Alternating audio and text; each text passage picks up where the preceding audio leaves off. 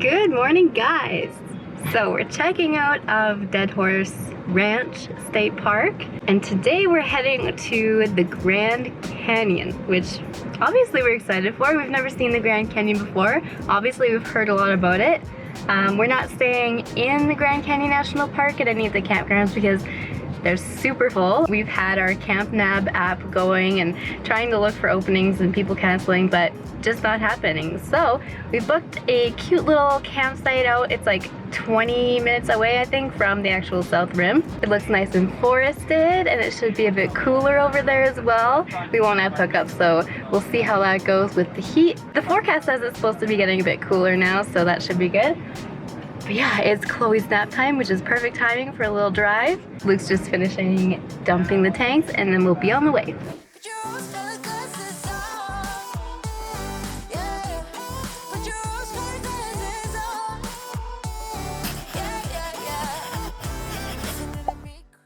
Okay, so we're like halfway through our drive here pretty much. We're just like going around Flagstaff, and holy cow, on the I-17 coming up towards Flagstaff, it got pretty gusty, and I don't know, Luke doesn't seem that scared. It was like medium gusty. There was definitely some big head-on winds, but it wasn't where it was like, oh my goodness, No. Where are we gonna end up? Kansas, Toto? No.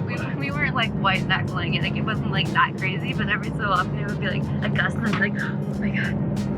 And like, I don't know, I just get really scared of that. It's like, you see those YouTube videos of trailers, all of a sudden, we've recently discovered it's called yawing. Big yaw. Where they, like, the trailer's like fishtailing behind you, and that is just like terrifying to me. So whenever there's a big gust and it starts to like even feel like slightly gusty, I'm like, oh no, we're gonna yaw, or we're yawing, or I don't know how you actually say that, but Need a t-shirt, something about yaw. yeah, we Look should at that make a yaw. t-shirt. Watch me yaw. Don't steal my idea.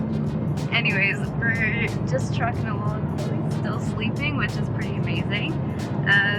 I wonder, like, I'm thinking we have like an hour, it says, until we get to the campground, so I'm gonna say we're gonna get there without even stopping, which... Except we're gonna get water at that fancy water pump actually. Oh yeah, we have to get water, so I guess we're gonna stop, but yeah, smooth sailing so far. Your destination is on the left.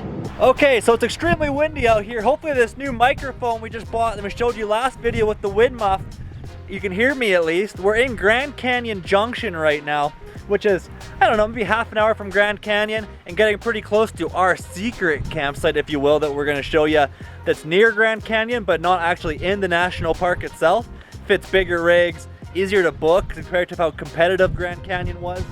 And in Grand Canyon Junction, I have the water filling up here into the RV. They have this water station here at the Chevron on the side of the road. You can either use that giant tube and you can fill up. I just saw a lady fill in the back of her truck. Hey, no worries. Need water too? Okay, I just got stuck talking to a local there, but yeah, water is filling up there. It comes through this hose to this wall. You have to put in $1 in quarters for, it's supposed to be 25 gallons, but I've done $5 and our tank's still not full. It could be this hose restricting it, but quarters in, press the water button or air if you need it, and it gets flowing through there. Got the stairs down as my way to get over here and check. Don't know if it's focusing, but we're reading right on full. It just flashed off, so I'm gonna not overfill it, pack it up here, and then we're off to our Grand Canyon campsite. Man, it is windy. It's gonna be nice not driving the wind either.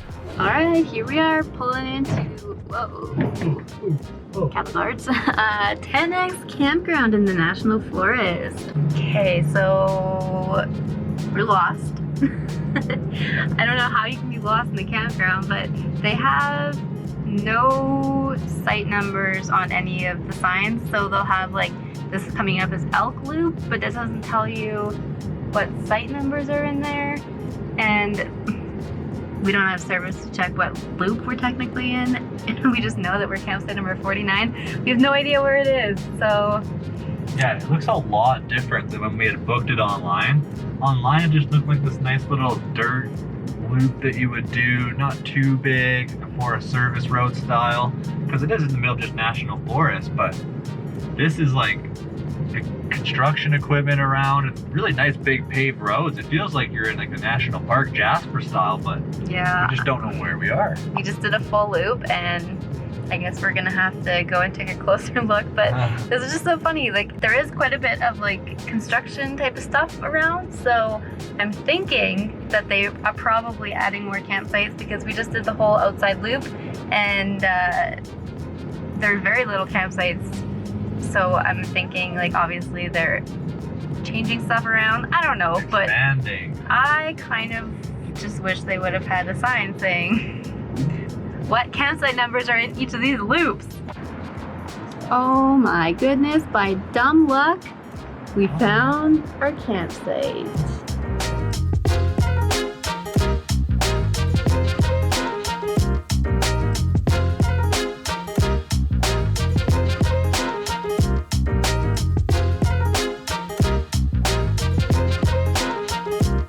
Man, here we are. Look at this site.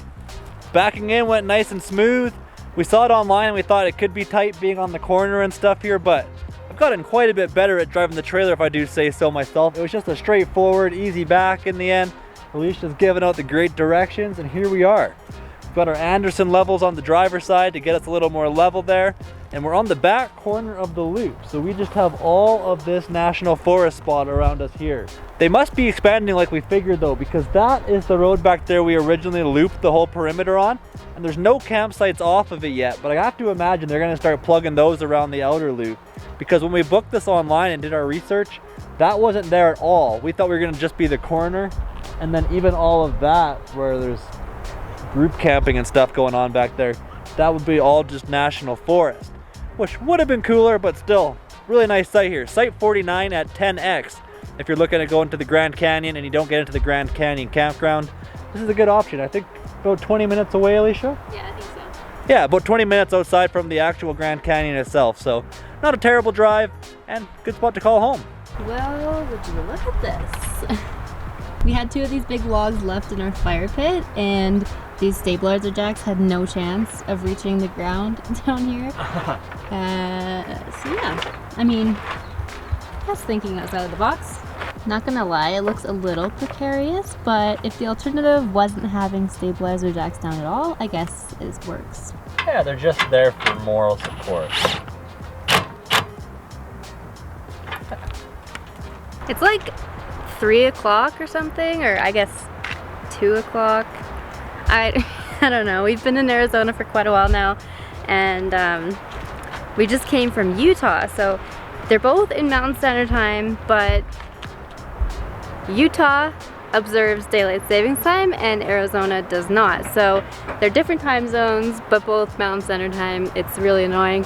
And so we had just come from Utah, but we spent a couple nights at Dead Horse in Arizona, and I just kind of didn't switch my clocks. Like, I'm just living on Utah time still, because A, Chloe has her nap times at like certain times, and it's annoying to have to try and like switch them around or remember different times and all that kind of stuff.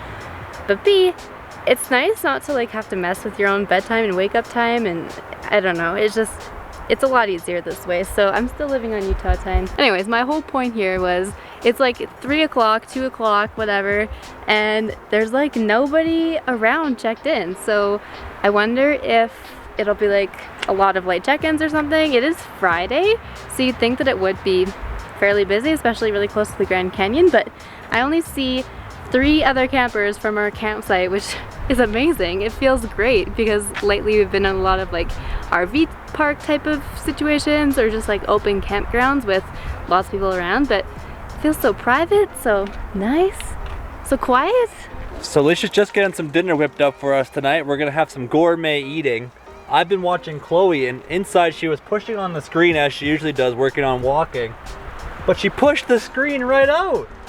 I was there luckily to get her before she tried to like nosedive through, as she would, being so wild and adventurous, but it looks like I should be able to still line this all up and then just pull the rubber back over and press it all in, and hopefully it'll stay pretty tight. But I was afraid this would happen, and here we are.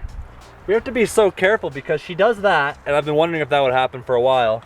But also, when Chloe stands up, she can reach this no problem. So between the door handle and the screen, she's a dangerous one.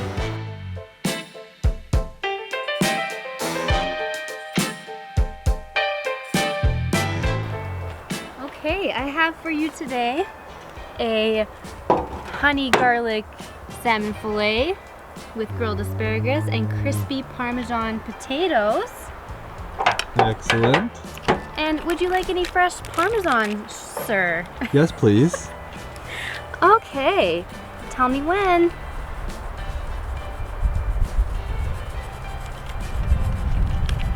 It's all blowing in the wind.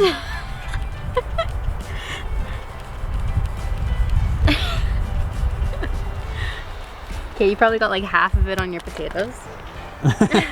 Well, thank you. You're so welcome. And for the mess over here? She gets our scraps. And here we find ourselves again with me tackling the RV door lock. I've already saved the time and removed that, taken it out. And here is the new one we've got. It is CarmTech, apparently. We got it on Amazon. I believe it still ran us about $200 for it, but nice heavy duty all metal make here, so it should last. Nice and durable. I put the batteries in, I connected all the wires, and I tested the lock first this time. Like last time when I tried and it didn't work, the mechanism wasn't able to actually put the lock. I don't think the cogs were quite lined up right or something in it. But when you buy one of these guys, learn from me, plug the wires together, test it first, make sure it locks before you get it all nicely installed, line it all up, and then find out it didn't work anyways. But we're gonna install this, get it all pinned, and we should be rolling in style from here on out. Armed and dangerous.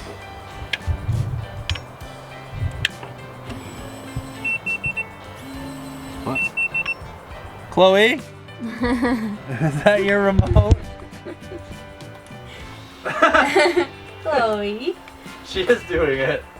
can you stop doing that? It's gonna make life hard. How is it supposed to be armed? I thought these weren't supposed to be matched yet. Oh, they're matched somehow.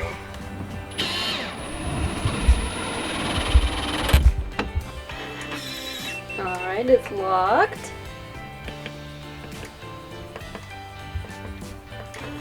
Unlocked!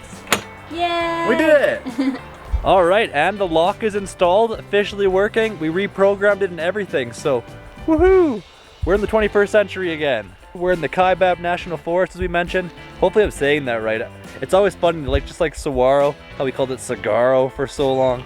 I feel like we're probably butchering a lot of words throughout this USA trip, so bear with us and our Canadian ignorance, if you will. But beautiful forest. We haven't even been around like good quality trees in so long, it feels like. So having all these pine trees around, it kind of takes us back to our home province of BC. It was so windy today getting here too, and yet now the wind, you could just feel this light, cool breeze coming through the trees. The trees have stopped a lot of the wind out in this area here, it seems like, compared to the open flatlands, and it smells like pine needles. It is beautiful here. We're so happy. And again, yeah, we could have went and boondocked in a national forest somewhere here, but it looked like bumpy dirt roads. We had never checked it out, but we wanted to book our sites. We have no experience boondocking in the USA. We thought it'd be easier to have it, and I might be wrong on this, but I feel like it was only like $20 or something like that to book this site as well. So just to have somewhere where you know you can leave your trailer, again, 20 minutes from the rim of the Grand Canyon, which we'll be doing next video, somewhere you can leave your trailer and drive off and do those kinds of things, instead of like leaving it out in like an open, say it's an ATV area or something in the end, or some sort of spot where there's just like a ton of recreational activity, or maybe if you're in an area you don't know, there could be people maybe free camping out that way. They're a little more suspect than say your typical campground campers. I like it for the peace of mind, at least, especially after all the free camping we've done in Canada. We've done our share, and I've had my share of nights waking up and looking out the window and being like, there's people walking around at 2 in the morning, so we're happy with it. But with that all being said, we are going to sign off the video here. Thank you for tuning in. This is also going to mark the 7 consecutive uploads if everything goes to plan here and get them all uploaded to you. And it was fun. Let us know if you enjoyed having more frequent posts, and if you enjoyed this quality of video, because we can keep more frequent stuff coming down the road if we keep it a little simpler, making it just updates and life stuff along the way, maybe more life in the campground type stuff as well. And otherwise, we will see you in the next video when we are off to check out the Grand Canyon. Neither of us have been, so it'll be our first perspective and first time seeing a Grand Canyon through Canadian eyes. Take care and thank you for tuning in, everyone. Night.